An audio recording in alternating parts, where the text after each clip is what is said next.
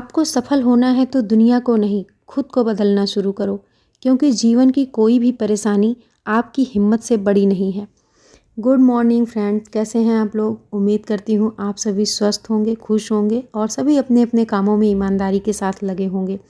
और सुबह के बज रहे हैं 3:30। मेरी सुबह हो चुकी है और मैं फ्रेशन अप होके आ गई हूँ अपनी स्टडी टेबल के पास पढ़ाई करने के लिए। और आज है संडे, तो मुझे काफ़ी टाइम मिल जाता है मॉर्निंग में पढ़ाई करने के लिए, क्योंकि संडे में बच्चे, हस्बैंड सभी थोड़ा लेट ही उठते हैं तो टेंशन नहीं रहती है, क्योंकि उन्हें स्कूल नहीं जाना, उन्हें हस्बैंड को ऑफिस नहीं जाना है, तो इस वजह से नाश्ते और ब्रेकफास्ट का कोई टेंशन नहीं होता है।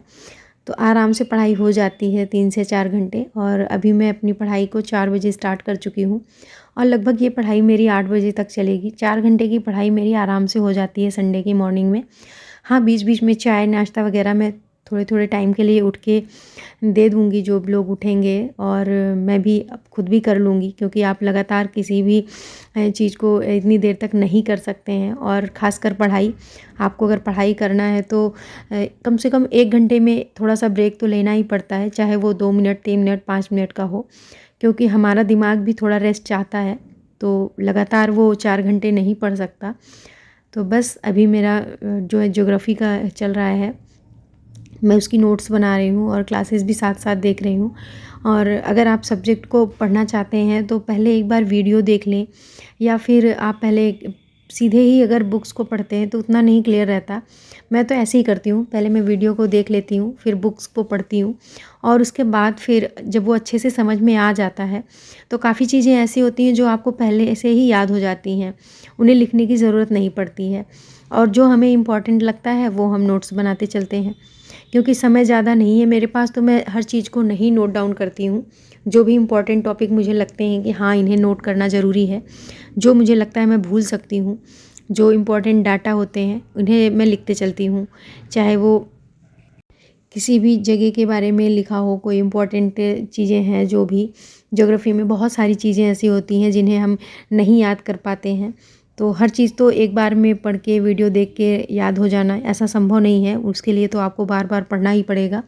तो बस मैं अभी वही कर रही हूँ, अपनी नोट्स पे ही पूरा फोकस है मेरा, क्योंकि बिना नोट्स बनाए भी हम पढ़ाई नहीं कर सकते हैं। बार बार पूरी बुक को पढ़ना तो काफ़ी टाइम चला जाएगा ऐसे, और कम टाइम में अगर आपको पढ़ना है तो सबसे पहले आप बुक को पढ़ें, और इम्पॉर्टेंट चीज़ जो भी आपको लगती हैं, जो भी टॉपिक्स आपको इम्पॉर्टेंट लगते हैं उन्हें आप नोट करते चलें। तो इस तरह से आपका एक नोट्स भी तैयार हो जाएगा, और जब भी आपके एग्ज़ाम्स आएंगे तो आपको ईज़िली पढ़ने में आपको ज़्यादा टाइम भी नहीं लगेगा, और आप पढ़ भी लेंगे आसानी से।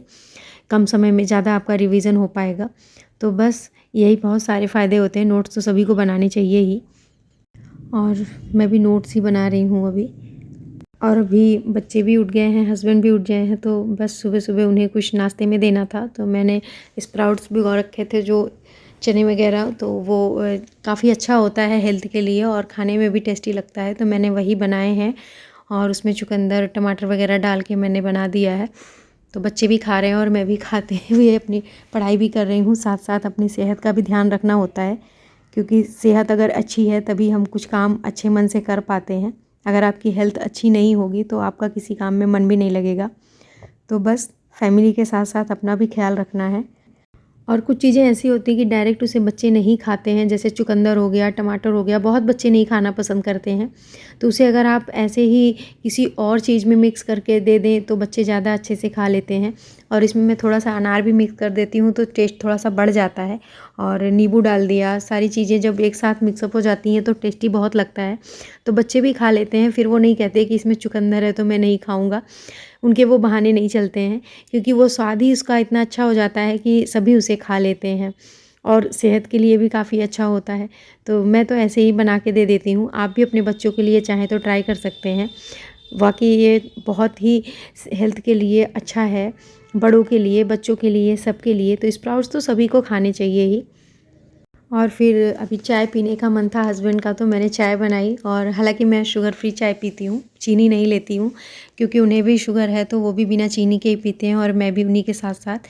और संडे है तो कपड़े बहुत हो जाते हैं, तो मैंने मशीन लगा दिया है और मेरी अपनी 4 घंटे की पढ़ाई मेरी कंप्लीट हो गई है। और मैंने कपड़े धुले और फिर लंच वगैरह बना के सबको खिला दिया है और हमारा लंच हो चुका है और मैंने अपनी दोपहर की पढ़ाई स्टार्ट कर दी है। और क्योंकि संडे ऐसा दिन होता है कि मुझे ज़्यादा से ज़्यादा टाइम मिल पाता है पढ़ाई के लिए, तो बस मेरी कोशिश यही होती है कि कम से कम 8 से 10 घंटे और उससे ज़्यादा ही जितना हो सके मैं उतना अपनी पढ़ाई को दे पाऊँ।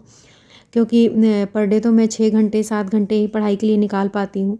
तो जो छुट्टी वाला दिन होता है वो मुझे लगता है कि हाँ, मुझे बिल्कुल ये ऐसा टाइम है कि बस बिल्कुल भी इसमें समय नहीं गंवाना है। ज़्यादा से ज़्यादा अपने सब्जेक्ट को कवर करना है, ज़्यादा से ज़्यादा मुझे अपनी पढ़ाई पे ही ध्यान देना है।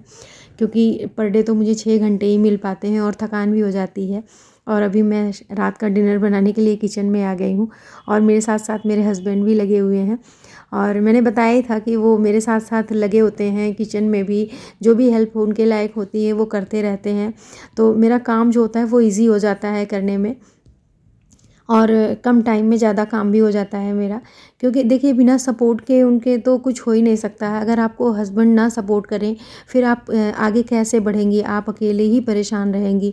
आप कितना भी सोचें कि कुछ अच्छा कर लें, लेकिन हस्बैंड का सपोर्ट ना हो, फैमिली का सपोर्ट ना हो तो बहुत दिक्कत हो जाती है।